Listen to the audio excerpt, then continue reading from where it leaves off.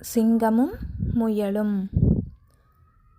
அடர்ந்த காட்டில் சிங்கம் ஒன்று ராஜாவாக வாழ்ந்து வந்தது. அந்த சிங்கம் தினமும் தன்னுடைய பசிக்காக பல விலங்குகளை வேட்டையாடி கொன்று தின்றது. இதனால் விலங்குகள் அனைத்தும் சிங்கத்தை கண்டு அஞ்சி நடுங்கின. அனைத்து விலங்குகளும் தங்களுடைய இயல்பான வாழ்க்கையை வாழ்வதற்கே பயப்பட்டன. அவை காட்டிற்குள் பதுங்கி பதுங்கி வாழ்ந்து வந்தன. இதனால் விலங்குகள் அனைத்தும் ஒன்று கூடி சிங்கத்திடம் இது பற்றி பேசலாம் என்று முடிவு செய்தன.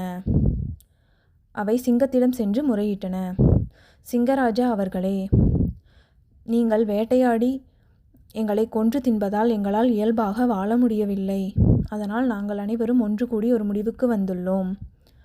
இனிமேல் நீங்கள் வேட்டையாடுவதை விடுத்து குகைக்குள்ளேயே இருங்கள். உங்களுக்கு தேவையான உணவை நாங்கள் உங்கள் குகைக்கே அனுப்பி வைக்கிறோம் என்று கூறி ஒன்றாக சேர்ந்து முடிவு செய்தன. சிங்கராஜாவும் இதற்கு ஒப்புக்கொண்டது.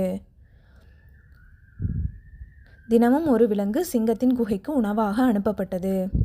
சிங்கமும் அதை உண்டு உறங்கி பொழுதை தினமும் மகிழ்ச்சியாக கழித்தது. வேட்டையாடுவதையே மறந்து போனது. விலங்குகளும் சிங்கத்தை பற்றிய பயம் இல்லாமல் தங்களுடைய இயல்பு வாழ்க்கையை வாழ்ந்து காட்டினில் சந்தோஷமாக சுற்றித் திரிந்தன. இன்று மான் ஒன்று சிங்கத்தின் குகைக்கு உணவாக அனுப்பப்பட்டது. அந்த மான் மிகவும் கொடூரமாக கொல்லப்பட்டது.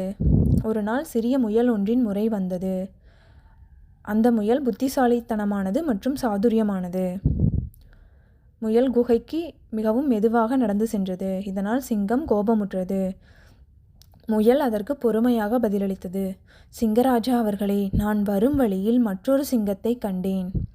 அந்த சிங்கம் உங்களை பற்றி ஏளனமாக என்னிடம் கூறியது. உங்களுடைய சிங்கராஜா வேட்டையாடாமல் குகையிலேயே உணவுண்டு உறங்கி வருகிறார். அவர் சோம்பேறியாகிவிட்டார் என்று இழிவாக கூறியது என்று முயல் கூறியதை கேட்ட சிங்கம் கோபமுற்று கர்ஜித்தது. அப்படியா அந்த சிங்கம் கூறியது? ஒரு காட்டில் ஒரு சிங்கம்தான் ராஜாவாக இருக்க வேண்டும். உடனே என்னை அந்த சிங்கத்திடம் அழைத்துச் செல். நான் அவனிடம் போட்டி போட்டு வெற்றி பெறுகிறேன் என்று கூறியது. முயலும் சிங்கத்தை ஒரு பாழடைந்த கிணற்றுக்கு அருகில் அழைத்துச் சென்றது. இதற்குள் தான் மற்றொரு சிங்கம் இருப்பதாக கூறியது. சிங்கராஜாவும் முயல் கூறியதை நம்பி கிணற்றுக்குள் எட்டி பார்த்தது. கிணற்று நீரில் அதன் உருவம் பிரதிபலிப்பதைக் கண்டு மற்றொரு சிங்கத்தின் உருவம் என்று நினைத்து கொண்டது. மேலும் அது அந்த சிங்கத்தை நோக்கி கர்ஜித்தது. கிணற்றில் ஏற்பட்ட எதிரொலியை இன்னொரு சிங்கத்தின் கர்ஜனை என்று புரிந்து கொண்ட சிங்கம் சிறிதும் யோசிக்காமல் கிணற்றிற்குள் குதித்தது. கிணற்றில் நீரின் அளவு அதிகமாக இருந்ததால் அதனுள் மூழ்கி இறந்து போனது. சிங்கத்தின் இந்த முடிவை உறுதி செய்து கொண்ட முயல் காட்டை நோக்கி பயணம் செய்தது.